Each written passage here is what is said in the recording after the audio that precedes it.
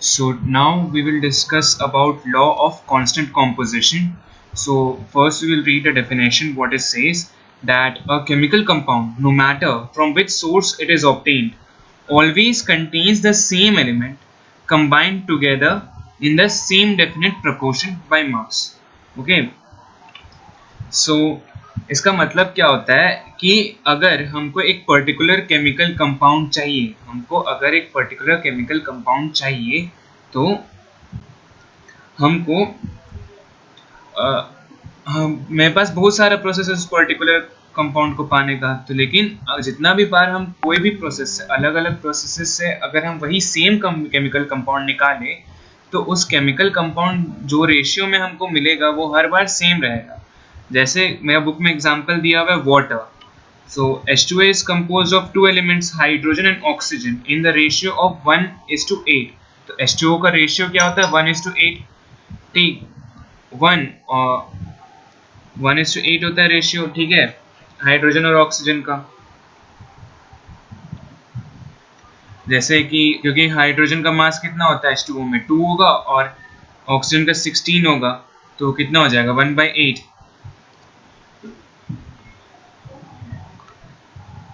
मैं कहने का मतलब है कि यदि मेरे पास H2O है तो इसका रेशियो कितना होगा?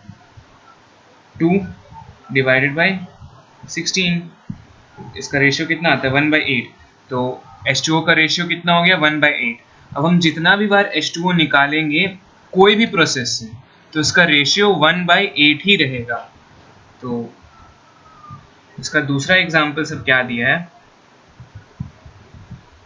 जैसे कार्बन डाइऑक्साइड अगर हम इस प्रोसेस से पहले निकालें,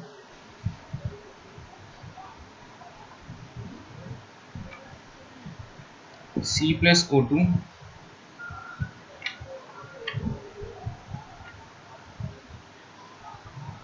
gives CO2,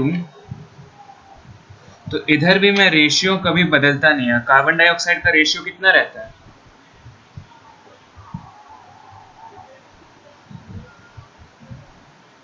कार्बन का मास कितना था? 12, और O2 का मास कितना हो जाएगा? 32. तो रेशियो कितना हो जाएगा? 6, और ये हो गया 16, ये हो गया 3, ये हो गया 8. तो हमेशा 3/8 का ही रेशियो बाई मास का रेशियो. इधर कौन सा रेशियो का बात कर रहे हैं? मास का रेशियो. तो हमेशा वो प्रोपोर्शनल डेफिनेट प्रोपोर्शन मतलब कांस्टेंट ही रहेगा. अब हम अगर दूसरा प्रोसेस से भी CO2 को ऑब्टेन करें, से for example CaCO3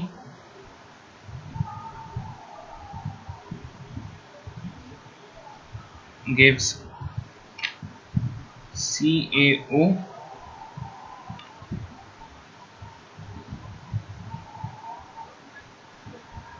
plus CO2.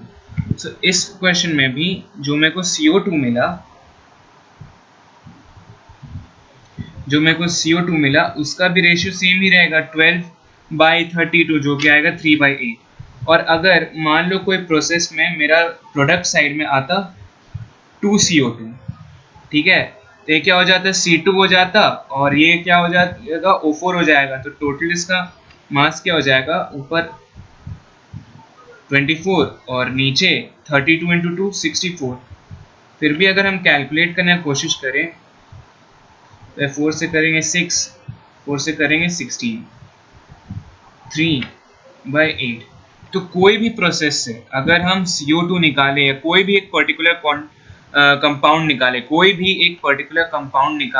भी प्रोसेस से, तो उस कंपाउंड का जो दोनों एलिमेंट होगा, a chemical compound, no matter from whichever source it is obtained, always contains the same element. Same element मतलब उसमें हमेशा कार्बन और ऑक्सीजन ही रहेगा, और H2O केस में उसमें हमेशा हाइड्रोजन और ऑक्सीजन ही रहेगा. उस पर्टिकुलर कंपाउंड में वही पर्टिकुलर एलिमेंट से बना रहेगा, और उसका दोनों एलिमेंट का जो मास का रेशियो होगा वो हमेशा कांस्टेंट रहेगा.